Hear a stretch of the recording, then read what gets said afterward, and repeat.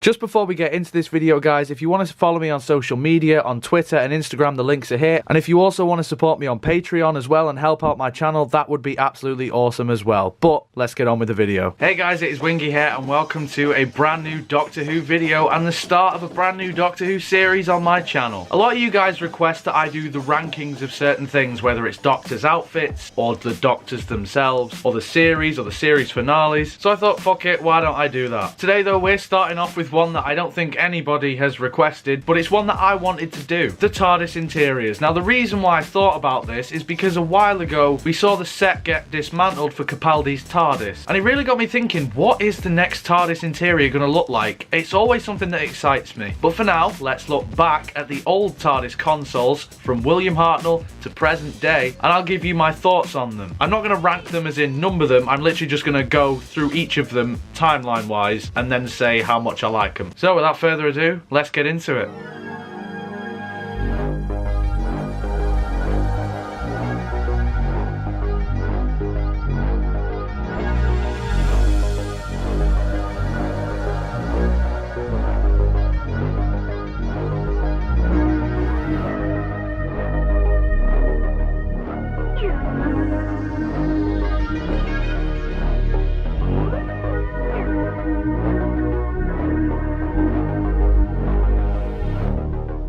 Okay, so I have them on my phone here so I can just go through them because I can't remember them in detail off the top of my head. And I'm not going to go through every single specific TARDIS because I know they have changed little bits, but not really significantly enough for me to say that's a separate console, if you know what I mean. So we're going to start off then with the first original classic TARDIS that I'm going to class for both the first and second Doctors because I know there were some changes there, but not really enough. So the first TARDIS, for a lot of people, this is the quintessential TARDIS. And for me, I really like it a lot. I wouldn't say it's my favourite TARDIS. It's obvious that some of the walls were built with the roundels built into them and others it was just a paper backdrop or something. I like the chair. I think it makes sense that you would have a chair in the TARDIS console, seeing as most people are going to be there for a lot of the time really. And I like the little TV screen monitor in the corner. I think that's really cool. So I'm going to give this TARDIS a 7 out of 10. Next up, Pertwee's TARDIS. Now this is going to be a difficult one because he had a few different styles of TARDIS really. I guess in season 7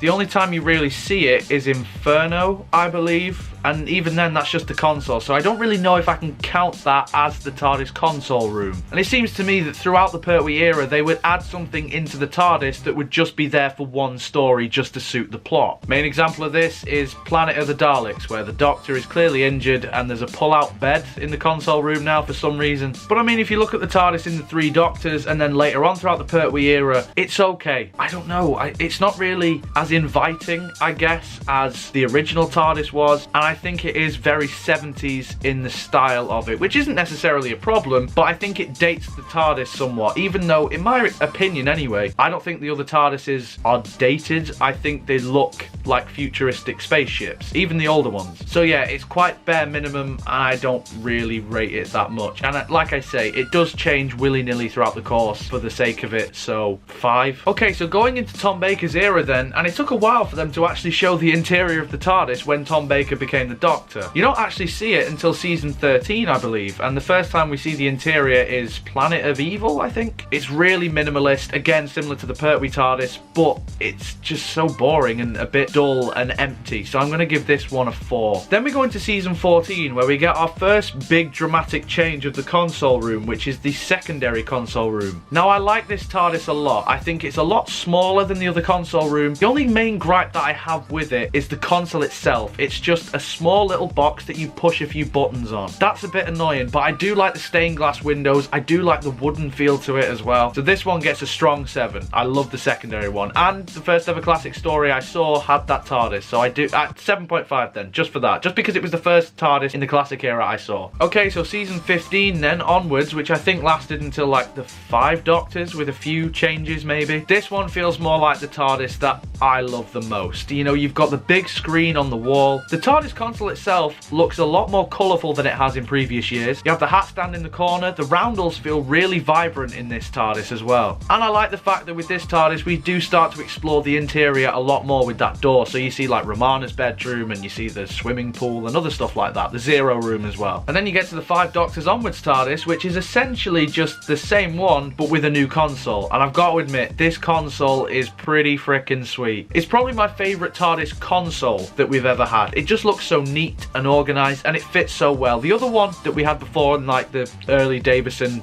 late Tom Baker era, that one felt quite minimalist, but it sort of fell in line with what we had before, whereas this one, it seemed a lot more grand, I guess. And even though the console room itself was more or less the same, the console itself really sets it off. So I'm giving this one an 8. I really like this one. Okay, so next we have the TV movie TARDIS, and now I'm sort of conflicted on this one. I really like the scale of this one. I think this is probably the biggest TARDIS interior that we've ever had. This is the first time that the middle of the console has actually gone to the ceiling. The time rotor, not the middle of it. I call myself a fan. But I think the problem with this TARDIS is that it feels too dark, a bit grim, and it doesn't have the roundels, or at least you can't see them anyway. I also like the pillars as well from the TARDIS console. I think they're really cool. It's got a lot going on in there. There's, you know, a chair and a globe and a desk and all that sort of stuff. So it's solid and I like it, but I'm not in love with it. So this one is a 6.5 out of 10 for me. And that's it for the classic series. Now onto the new series. And now technically the War Doctors would be the next chronological order for the TARDIS. However, that's not the next one that appeared. Next one was the Eccleston Tennant TARDIS, so I'll talk about that first. I hate this one. I really hate this one, and I know for a lot of people, myself included, this was the first ever TARDIS that they saw, but I just don't like it. It feels dingy, it feels grungy, it feels organic, which I guess kind of works, but I don't really like it. This TARDIS to me really stands out amongst the other TARDISes, and not in a good way, I don't think. It also feels like the smallest of all the TARDISes that we've ever had as well. I like that we have a chair like around the little grid around the TARDIS. That's cool. And I think it goes from really dark lighting to quite overlit classic series style lighting as it progresses through to series 4. So yeah, this TARDIS is really meh to me. It gets a 3 out of 10. Then the next big shift, when Matt Smith took over as the Doctor, we again get a new TARDIS console. Now this one I think is better than the Eccleston Tennant one, but it's still not great. The console itself is made up of different bits and pieces, so I think there's like a typewriter on there and different other bits and pieces that I think they just sort of picked up and stuck on, and it looks like that. And I know if that's what you're going for, then that's fine, but it just looks like it was thrown together in terms of the console itself. The actual console room is great. I love the fact that this one has levels to it. The roundels aren't in scale with each other. Some are bigger than others, some are smaller than others, and I think that really works. It fits perfectly with the characterization of the 11th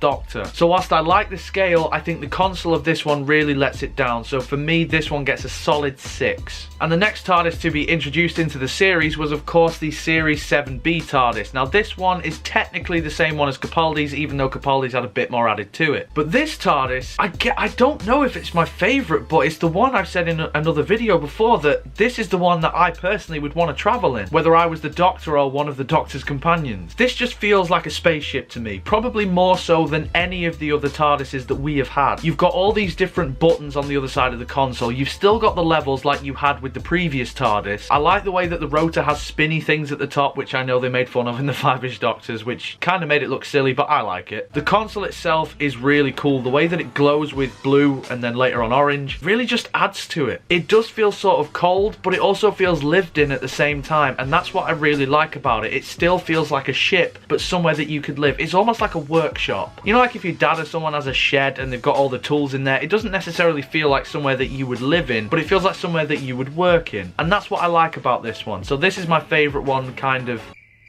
Is it? I don't know. It gets a 9 though. I definitely think that this TARDIS fits the most with the 12th Doctor as well. I like it with Matt, but I think it just suits Capaldi perfectly. And then finally we'll talk about the War Doctor's TARDIS. Now this is essentially a stripped back version of the Eccleston Tennant TARDIS. This one I prefer. It feels more like a classic TARDIS mixed in with the new. I like how it isn't as grungy. I like the fact that we do have like the classic style roundel walls behind it, and it just feels a lot sleeker and cleaner. I think if this was the TARDIS that we had when the series came back, I would have loved loved it. But like they made a point of in the 50th, the Doctor really let that place go. So I'm going to give this one a 7 out of 10. And I know there are other TARDISes that have popped up here and there, like the Master's TARDIS or the TARDIS that was in Hellbent as well. But they're not the Doctor's TARDIS, so I'm not going to talk about them. But yeah, it's really interesting to see how the TARDIS console room has developed from the beginning to now. And like I said at the start of this video, I'm really excited to see what the new TARDIS is going to look like. But those are just my thoughts, guys. Let me know what you think. Which TARDIS console room is your favourite? Also let me know which one isn't necessarily your favourite one, but which one would you most like to travel in yourself? If you enjoyed this video, make sure you leave a like on it. Subscribe for more Doctor Who related content. Subscribe for the rest of this ranking Doctor Who series as well. If you did any of those things, then I would love you forever. But until next time, guys, you take care of yourselves. Goodbye.